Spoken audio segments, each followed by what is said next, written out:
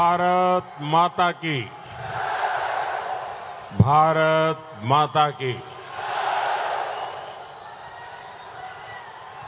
ಬೆಂಗಳೂರಿನ ನನ್ನ ಸೋದರ ಸೋದರಿಯರಿಗೆ ನಮಸ್ಕಾರಗಳು. ನನ್ನ ಸೋದರ ಸೋದರಿಯರಿಗೆ ನಮಸ್ಕಾರಗಳು. ತಾಯಿ ಭುವನೇಶ್ವರಿ,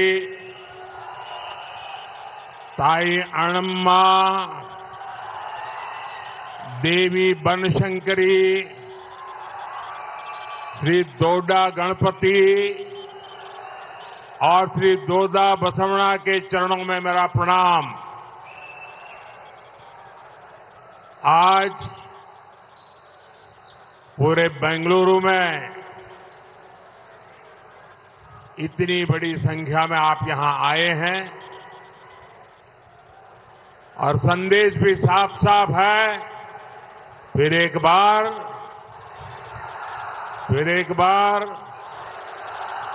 भाई और बहनों, 2014 में और 2019 में आपने रिकॉर्ड सीटें जीताकर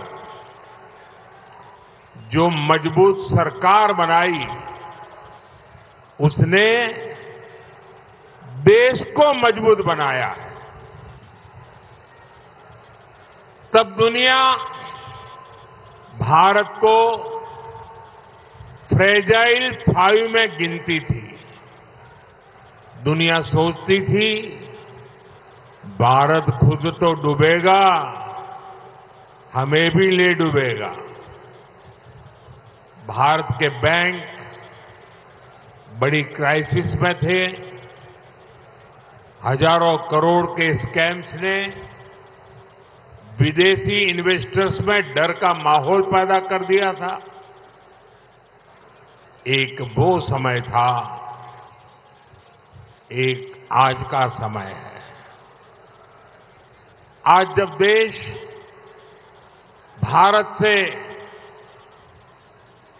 दुनिया में कहीं पर जाइए,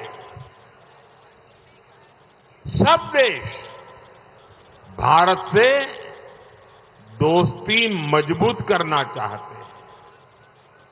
आज इन्वेस्टर्स भारत में रिकॉर्ड पैसा लगा रहे हैं।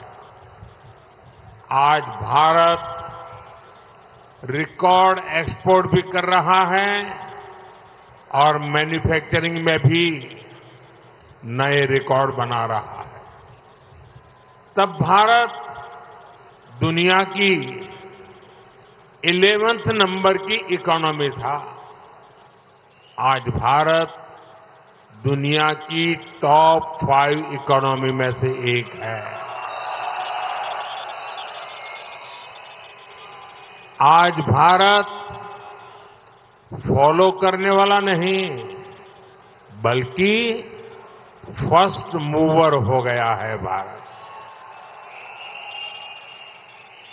और ये चेंज आपने देखा है सिर्फ और सिर्फ ये 10 ईयर में आया है। और इसका मूल कारण क्या है? इतना बड़ा परिवर्तन आया कैसे? ये परिवर्तन किसने किया?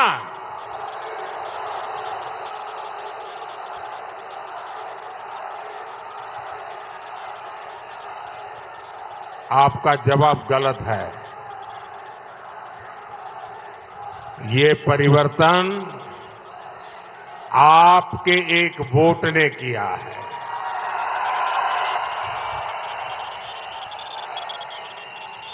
इस चुनाव में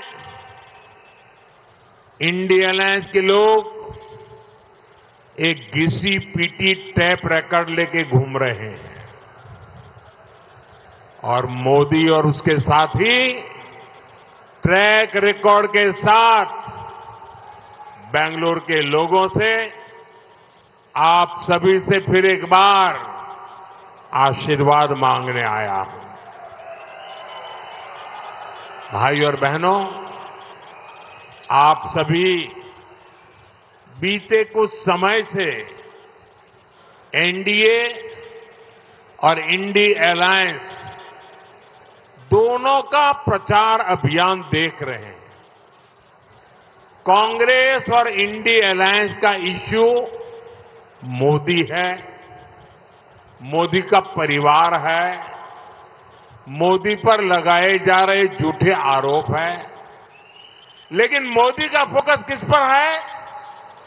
मोदी का फोकस 21st सेंचुरी के भारत का विकास है, भारत के नागरिकों की सुविधा और समृद्धि है, भारत की ग्लोबल इमेज है। आप ही मोदी का परिवार है। मेरा भारत मेरा परिवार है। साथियों, आप भली भांति जानते हैं, मैं एक साधारण गरीब परिवार से आया हूं, इसलिए जानता हूं कि ईज ऑफ लिविंग क्या होती है, डिग्निटी ऑफ लाइफ क्या होती है।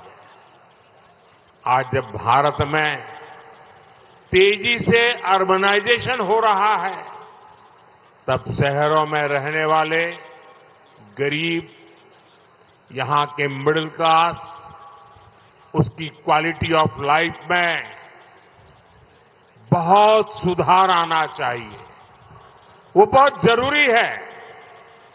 इसके लिए एनडीए सरकार सोशल, फिजिकल और डिजिटल इन तीनों प्रकार के इंफ्रास्ट्रक्चर पर रिकॉर्ड इन्वेस्टमेंट कर रहा है। साथियों, पिछले 10 इयर्स में एनडीए सरकार द्वारा शहरों में गरीबों को करीब 1 करोड़ पक्के घर दिए गए। इनमें से 84,000 घर यहां बेंगलुरु में मिले हैं। मिडिल क्लास के लोगों का घर का सपना पूरा करने के लिए सरकार ने उन्हें इंटरेस्ट सब्सिडी दी है, और ये आजादी के बाद पहली बार हुआ है। ऐसा करके हमारी सरकार ने मिडिल क्लास के 60,000 करोड़ रुपए से ज्यादा सेव कराए हैं। गरीब और मिडिल क्लास के घर इनकम्प्लीट न रहे। जो बिल्डर है वो आधा अधूरा छोड़ करके पैसे दबा करके चला न जाए। मध्यम वर्ग के परिवार का सपना टूट न जाए, इसके लिए एनडीए सरकार ने रेरा कानून बनाया। आज बेंगलुरु के भी 3,000 से ज्यादा हाउसिंग प्रोजेक्ट रेरा के तहत कवर्ड है। उसके कारण जो एग्रीमेंट हुआ है, वैसा ही मकान बनाकर देना पड़ता है। जो मटेरियल लिखा है, वो ही मटेरियल उपयोग करके देना पड़ता है। आप अपने क्लाइंट को गुमराह नहीं कर सकते, उसको लूट नहीं सकते। ऐसा रेरा कानून आप सब नागरिकों की भलाई के लिए बनाया है। 2014 से पहले आपकी 2 लाख की एनुअल इनकम पर ही इनकम टैक्स लग जाता था। आज आपको 7 लाख रुपीस तक की इनकम पर कोई टैक्स नहीं देना पड़ता।